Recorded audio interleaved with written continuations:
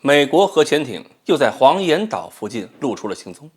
短时间之内两艇先后露面，那么冰山的水下部分会有什么行动？各位网友，大家好，我是刘小飞。美国康涅狄格号核潜艇碰撞事件呢，应该是刚刚过去没有多久。事件的原因估计是也快公开了，因为卫星照片已经拍到了停在港口的康涅狄格号。从照片上来看，潜艇明显的是艇首外壳有损伤，目前呢好像是已经拆掉了外壳，露出了里边的球形声纳基阵，感觉应该是头部狠狠撞上了某个坚固的物体，估计呢就像是水下撞山了，所以要么是海图不完整，要么是航行中出现了偏差，比如说是这个管理问题，比如设备问题，反正基本判断属于一种触礁行动了。那么这几天呢，又有卫星从海面上飞过的时候，扫来扫去就扫到了黄岩岛附近，正好拍到了一艘潜艇在水面状态航行。根据一些媒体报道，认为这又是一艘美军核潜艇浮出水面，在水面航行被拍到了。另外有报道说呢，一架美军的 P-8A 反潜飞机也是飞过去进行了参与的行动，是支援还是什么，目前不知道。不过呢，我看那个卫星照片特别的模糊。那个潜艇照片上那个潜艇就跟打了马赛克一样，不知道是通过什么渠道判断出是美军核潜艇的。不过透露这个事情的呢，是一个很专业、可信度一直比较高的媒体，所以我感觉可能是要么卫星照片被处理过再放出来了，要么就是另外有别的信息渠道可以核实。如果这次黄岩岛附近出现的潜艇的确是美军核潜艇，那么就需要考虑一些事儿了。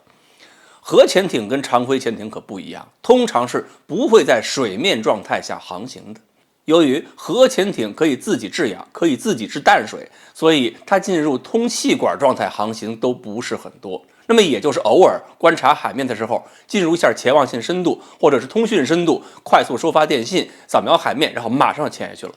只有在艇内空气特别不好，需要通风换气的时候，才把通气管伸出来，也是很短暂的，也不需要浮出水面的。一般来说，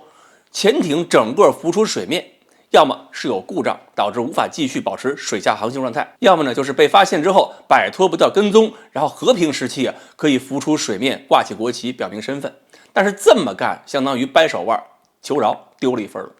而且正常情况下，这也是在某国的领海里边航行被人逮着了，才有必要上浮。国际水域里边水下航行通过，谁也不会拿它怎么样。硬把它逼出水面，反而是违反国际法的。再有呢，就是一种情况，浮出水面要接受基地送过来的人或者是特殊邮包，但这种事儿也都很少。所以能看到核潜艇在水面航行应该是比较难得，除非你在港口附近。那么这么小的概率，短时间之内居然是连续2次遇到，那么说明冰山在水面之上的一角都如此明显，水下部分的体量恐怕就也不小了。没有浮出水面被发现的潜艇活动规模可能相当庞大，这个也很好理解。随着中国火箭军和海空军的发展，美军在南海的活动，尤其是战时的活动已经不太敢靠水面舰艇进行了。那么水下作战的领域就会比以前更加明显。美军也好，周边其他一些国家也好，他们的潜艇在这个海域活动，包括对各种潜艇、船舶、各种舰艇声纹特征、活动规律进行掌握，对水文条件还有水下地形进行进一步的摸排和纠正都会非常重要。这都是战前一定要做的关键性的战场环境调查。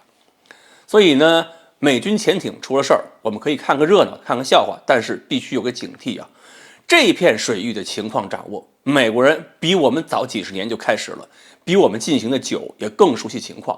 我们在这个水域呢，几个建设方向肯定会抓牢，一个是监听基阵的布设和使用，再有一个是各型潜艇在水下的巡逻，以及水面舰艇的日常巡逻，还有反潜飞机的巡逻，这些手段都要日常保持对水下保持监控，要不然我们造那么多054和056是干什么的？当然了，虽然不一定会打仗吧，但是对方肯定会随时做准备。我们要想打赢，或者是让对方不敢打，就要做足更充分的准备，才能起到一个遏制作用。这就让我想起来小时候在少先队里边老说的那句话，叫时刻准备着。好，关于美国潜艇2次在水面被发现，这个活动意味着什么？今天呢，我们就聊到这里，欢迎大家继续关注我们的栏目，我们下期再说。